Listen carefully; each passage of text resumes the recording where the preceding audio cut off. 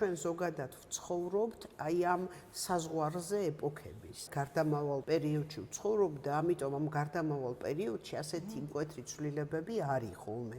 ანუ ეს მერწყულის ეპოქა, ეს ეპოქალური ცვლილებები ეს ხო არ ხდება ერთ დღეში და ეპოქა არ შემოდის ასე ერთ დღეში გავიღვიძეთ და მერწყულის ეპოქა მოვიდა. ამიტომ ეს პერიოდი არის გარდამავალი პერიოდი და ენერგეტიკულად ბევრი რაღაცა იცვლება დედამიწაზე ზოგადად. ეხლა კიდევ ყველა უმაღლესი პლანეტა იცვლის ნიშანს, ანუ მთლიანი ენერგეტიკა იცვლება. ანუ სახელმწიფოების მართვის სტილი პლუტონი იქნება 54 წლამდე. ციფრული ტექნოლოგიები ძალიან ეხლა ჩვენ გონია რომ შემოსულია, ჯერ ისე არ არის შემოსული.